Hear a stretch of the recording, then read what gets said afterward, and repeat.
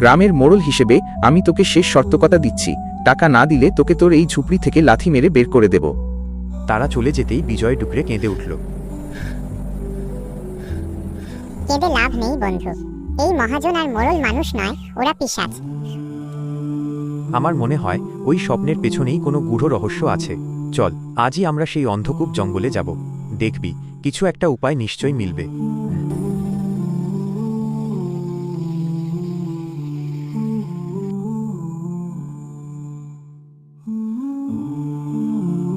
বিজয় আর মিঠু আবার সেই গভীর জঙ্গলে প্রবেশ করল। হাঁটতে হাঁটতে বিজয়ের মনে পড়ল 5 বছর আগের এক ঘটনা। সে তখন প্রথম এই জঙ্গলে এসে এক বৃদ্ধ সাধুর দেখা পেয়েছিল। সাধু বাবা তাকে একটি শুকনো কাঠ দিয়ে বলেছিলেন, শিল্পীর ধর্ম সৃষ্টি করা, ধ্বংস করা নয়। যখন তোর সব পথ বন্ধ হবে তখন তোর শিল্পই তোকে পথ দেখাবে। সেদিনই সে এক বাজ পাখির মুখ থেকে আহত মিঠুকে উদ্ধার করেছিল। জঙ্গলের সেই মহলে পৌঁছে বিজয় দেখল, আশ্চর্য, সেখানে কোনো মিঠু, মূর্তি নেই। মূর্তিটা তো এখানেই ছিল, কোথায় গেল? মিঠু, এই তো সেই জায়গা, কিন্তু মূর্তি গেল কোথায়? তবে কি সব আমার ভ্রম ছিল? না বিজয়, ভ্রম হতে পারে না। এই দেখ, মেঝের ওপর আঁচড় কাটার দাগ। কেউ যেন ভারী কিছু টেনে নিয়ে গেছে পেছনের বাগানের দিকে। চলো ওদিকে দেখি। বাগানের কোণে বড় একটি বটগাছের তলায় বিজয় দেখতে পেল সদ্য খোঁড়া মাটি। সে পাগলের মতো হাত দিয়ে মাটি সরাতে শুরু করল। কিছু দূর খুঁড়তেই তার হাতে ঠেকল শীতল পাথরের স্পর্শ। অত্যন্ত সতর্কতার সঙ্গে সে মাটি সরিয়ে বের করে আনল সেই মোহিনী মূর্তি। বিজয়, হ্যাঁ, এই তো সেই রাজকন্যা, কিন্তু ওর একদিকের মুখ আর হাতটা জঘন্যভাবে ভেঙে গেছে।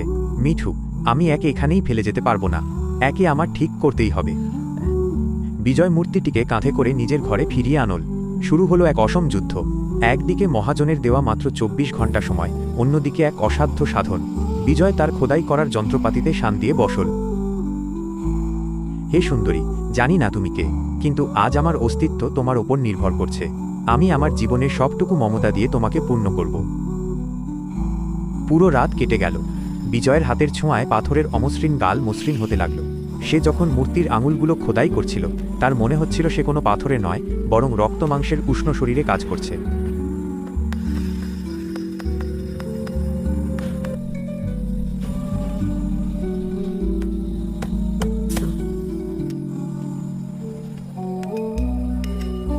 বিজয়, সূর্য উঠে গেছে। মহাজন আর মোড়ল গ্রামের মোড়ে ঢোল পেটাচ্ছে। ওরা আসছে।